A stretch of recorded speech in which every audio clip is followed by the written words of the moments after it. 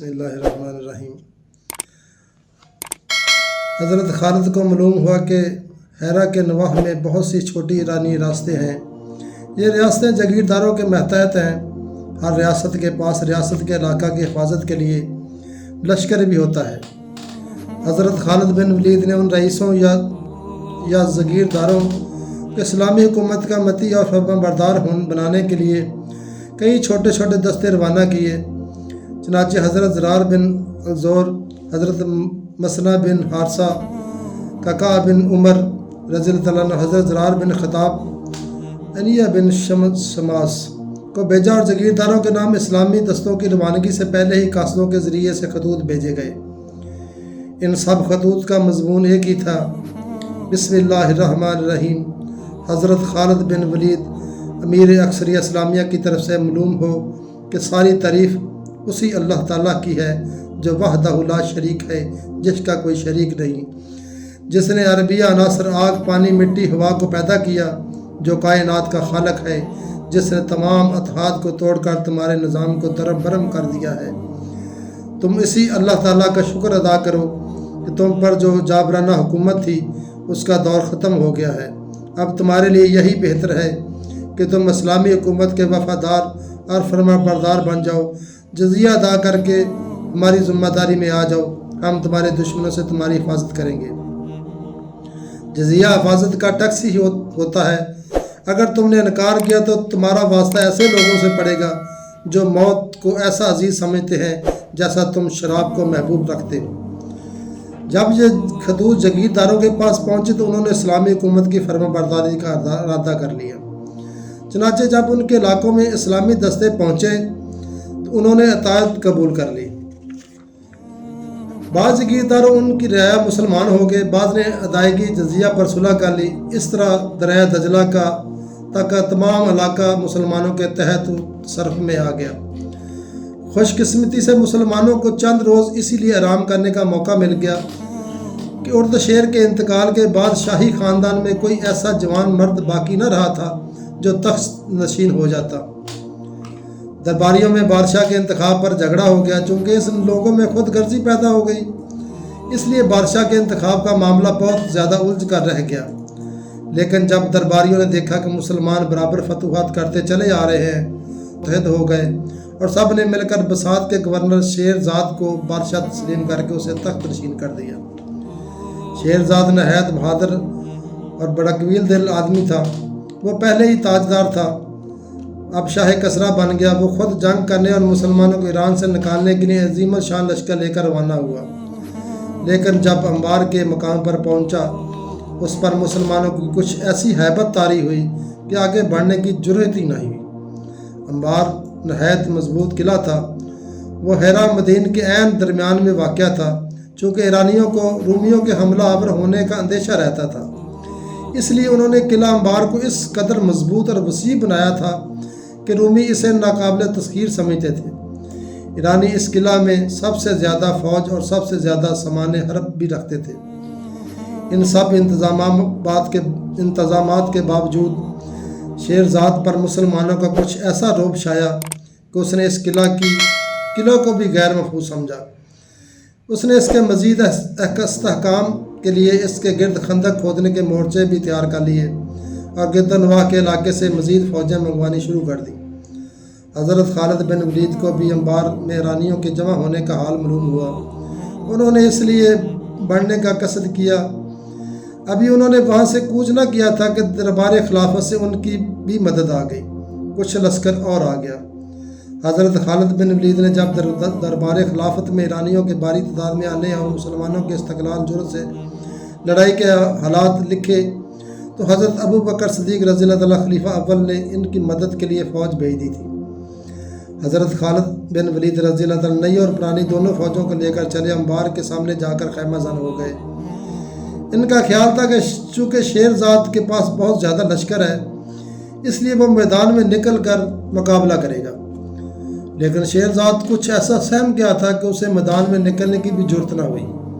उसने अपना नसब लश्कर फैसल पर चढ़ा दिया और नसब किला के अंदर रखा। कुछ फ़ौज खंदक और मोर्चों की हिफाजत पर मुतय्यन कर दी। حضرت خالد بن ولید نے قلعہ کا محاصرہ کر کے حملے شروع کر دیے۔ جب مسلمان حملہ کرتے تو ایرانی ان کی اس قدر مزاحمت کرتے کہ انہیں خندق اور مورچوں تک نہ آنے دیتے۔ ایک روز حضرت خالد بن ولید نے نہایت زور سے حملہ کیا۔ ایرانیوں نے تیروں اور سنگریزوں کی پتھروں کی بارش شروع کر دی۔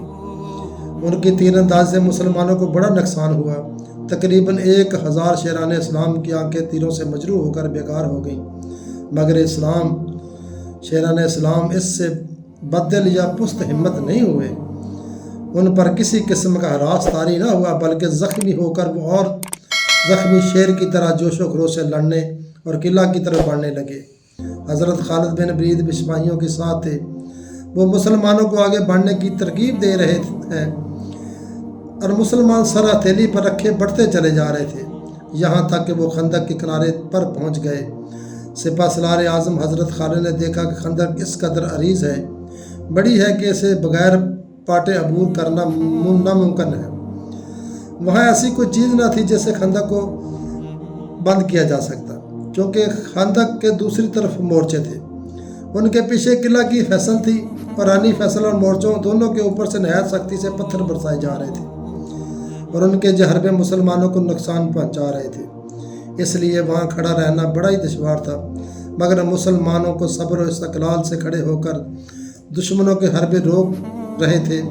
حضرت خالد بن ولید نے کمزور ناتواں اونٹوں کو لشکر میں گاہ میں منگوا کر ذبح کروایا اور خندق میں ڈلوا کر اس قدر تھوڑی دور تک خندق بھر گئی، اسے عبور کرنے کے لیے راستہ بن گیا۔ اب اسلامی لشکر راستہ کو طے کرنے کے لیے بڑھا۔ ایرانیوں نے انہیں روکنے کے لیے اور بھی پھرتی اور سختی سے پتھر تیر پھینکنے شروع کیے، لیکن اسلامی لشکر سلاف ان سے رکنے نہ رکا۔ اگرچہ مسلمان زخمی اور شہید بھی ہو رہے تھے، لیکن رکے پھر بھی نہیں۔ وہ اس وقت حملے نہ کر رہے تھے بلکہ دشمن کے حملوں کو روک رہے تھے۔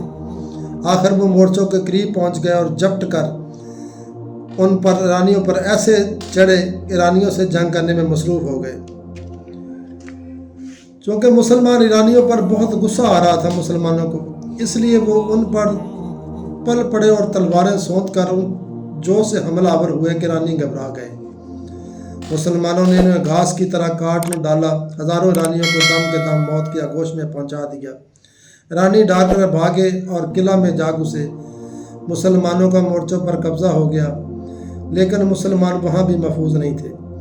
رانی فیصل کے اوپر سے تیروں اور پتھروں کی بارش کر رہے تھے۔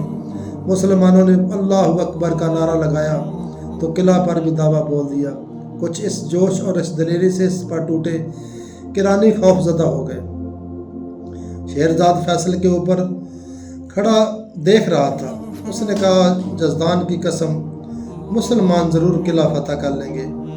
ایرانی آتش پرست دو خداؤں کو مانتے ہیں، ایک کو جزدان اور دوسرے کو اہرمن کہتے ہیں۔ جزدان بلائی کا خدا اور اہرمن برائی کا خدا کہلاتا ہے۔ آگ کو جزدان نے نور کا عکس سمجھ کر پوچھتے ہیں۔ شیرزاد نے صلح کا پیغام بھیجا، حضرت خالد بن ولید نے انکار کر دیا۔ مسلمانوں کو زور سے حملہ کرنے کا حکم دیا۔ مسلمانوں نے قلعہ پر کمندیں پھینکی۔ شیرزاد اور بھی گھبرا گیا۔ وہ سمجھ گیا کہ مسلمان ضرور قلعہ فتح کر لیں گے، چونکہ وہ جوش میں ہیں، اس لیے تمام سپاہیوں افسروں کو مار ڈالیں گے۔ اس کا یہ خیال صحیح تھا، کیونکہ اس معرکہ میں 1000 مسلمانوں کی آنکھیں بیکار ہوئی تھی۔ اس لیے تمام مسلمان حضرت خالد کو بہت غصہ تھا۔ وہ ایرانیوں سے انتقام لینا چاہتے تھے۔ مسلمان فیصل پر حملے کر رہے تھے، ایرانی ڈر رہے تھے۔ شیرزاد نے پھر پیغام بھیجا، نہایت عاجزی سے صلح کی درخواست کی۔ حضرت خالد بن ولید نے صرف یہ رعایت کرنا منظور کی کہ شیرزاد چند مخصوص لوگوں کو لے کر قلعہ سے نکل جائے اور ہمراہ 3 دن کا صرف اپنے کھانے کا انتظام لے کر جا سکتا ہے۔ شیرزاد نے اس کو بھی غنیمت سمجھا۔ وہ چند فوجی افسروں کو ساتھ لے کر وہاں سے چلا گیا۔ رانی اسے گالیاں دینے لگے۔ مسلمانوں میں پرجوش حملہ کر کے قلعہ پر قبضہ کر لیا۔ رانی فریاد کرنے اور رون برگلانے لگے، لیکن حضرت خالد بن ولید کو ان کی آہذاری پر رحم آ گیا۔ انہوں نے انہیں امان دے دی۔ اس طرح انبار کا وہ قلعہ جسے رومی اور رانی ناقابل تذکیر سمجھتے تھے، وہ بھی حضرت خالد بن ولید نے فتح کر لیا۔ مسلمانوں، یہ تھی ایمان کی طاقت۔ ایک وہ ایمان تھا، ایک آج کا ایمان ہے۔ ادھر اس وقت کافر مسلمانوں سے ڈرتے تھے، آج مسلمانوں کافروں سے ڈر رہے ہیں۔ صرف اس کی وجہ یہ ہے کہ ہمارا ایمان اتنا کمزور ہو گیا ہے۔ دعا ہے کہ اللہ تعالیٰ ہمیں اتنا ایمان سے نوازے کہ ہم جامع نہاد شہادت نوش کر سکے۔ آمین ثم آمین۔